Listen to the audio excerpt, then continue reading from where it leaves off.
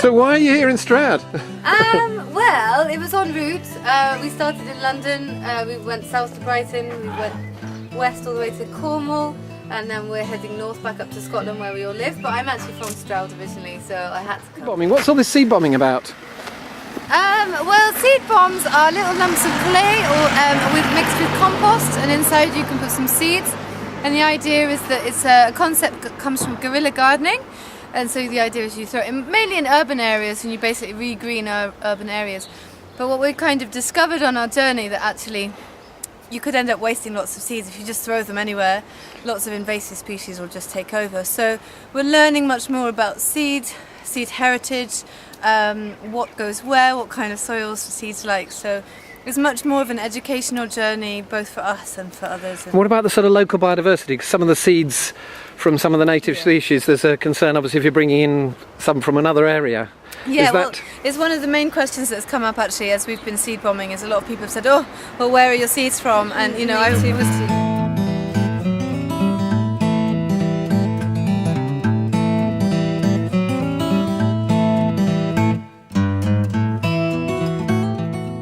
We have been given seeds, organic seeds, that had been saved from the places where we got them from.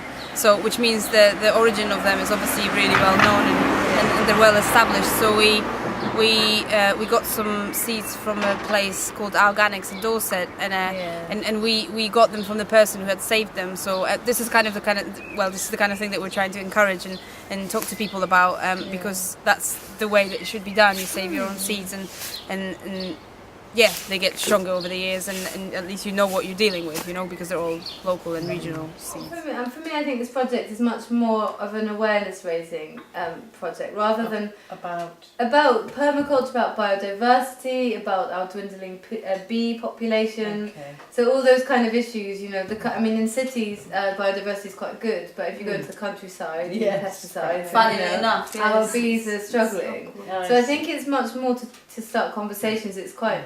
Seed bombs are quite unnecessary, but they're actually quite a fun talking point, and it's great to do with kids. And so, that's a good point, because the social side of it is that we have also, as much as we've cycled through the beautiful countryside of the southwest of England, we also visited places like Brighton and Hackney in London, and we went and met these guys in a council estate in London, and seeds, let alone seed bombs or anything, or permaculture that they've never heard of before, and they were really excited to get their hands dirty, and we threw a few seed bombs with 2 poppy seed bombs around there, and they go crazy. They're like, of the council estate.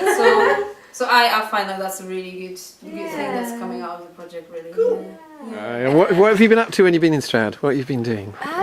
We knew that Stroud was the second transition town in Britain. We had visited Totnes and spoke to people there. In Stroud, about Stroud, we know that Ecotricity are based here, and there are a lot of the Bicycology, who we are about to meet tonight, are here as well. And then what else do we do? I think Stroud has always been known to be quite an alternative town. I think Stroud was the first town in Britain to have an organic cafe, which is very exciting, and the Stroud Council, as far as I'm aware, is very environmentally friendly and green. So I think it's quite an important town in terms of a model for other towns. So we're kind of, as much as we're spreading seeds, I think it's also about spreading ideas. And we also, of course, on our ongoing journey, we're going to be mentioning Stroud and what people are about here.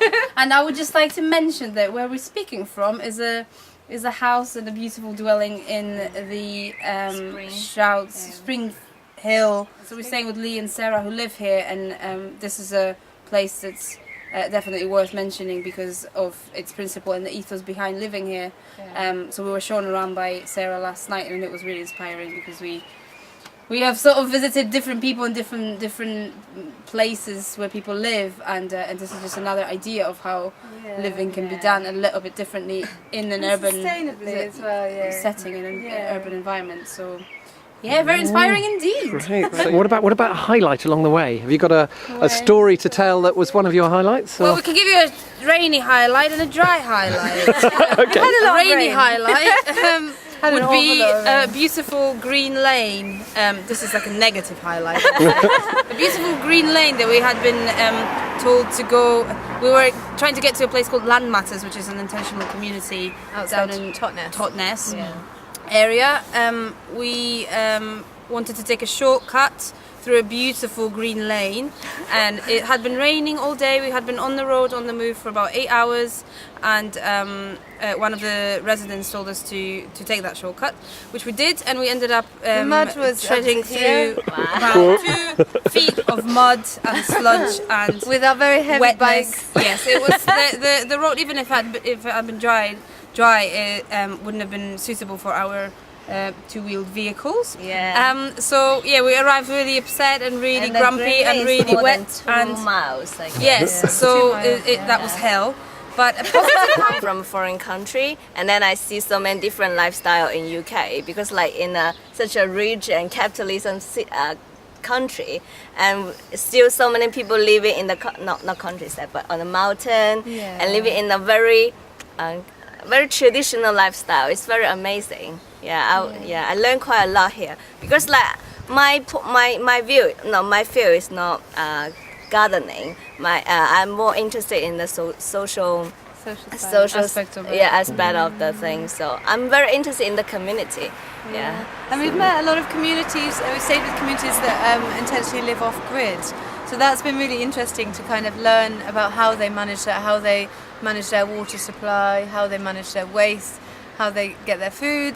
And so that's been quite interesting. And in terms of the social side, how communities get together, how they make their decisions, politics. And so it's been really nice. We've kind of had little glimpses of all these different types of living, and just had a flavour of them really. So it's been fascinating. So in terms of highlight, I think there's been so many surprises that we've sort of encountered, and because you show up at a place and it's so very different from the previous place you might have visited, and so I think that there's been a lot of highlights because we've visited just from the people, I think. Yeah, there's been some really inspirational people that have some really incredible energy and inspiration for life, and actually get a lot of joy out of quite a simple life ultimately, that isn't surrounded by, isn't attached to consumerism and wealth, and actually how beautiful that life is. But actually you finally find out they need a lot of money. Oh yes, to set them up. This is what we found, isn't it? That there needs to be some initial capital to sort of set these projects up. So just having solar panels, in where was it, Land Matters in Totnes, it was £25,000 of PV to set up their. I mean, they got a grant for it, but it's just interesting. They've got this idyllic lifestyle, but ultimately that energy's had to be paid for. So it's fascinating in terms of how it works in the society that we have. I think definitely how it fits in. Brilliant. Amen. That's very good. That's lovely. To Scotland, how long is it going to take you to get up there? We have a month. Yeah, still 1 month to go. We're heading up to Hereford and Shropshire, and then across to Manchester and Yorkshire. That's what we've got for now, and then we'll see where the journey takes us. But we're saying, we've got a On our month, way to but we end up getting stuck in these amazing places with these beautiful people, and we're like, oh, just stay an extra day.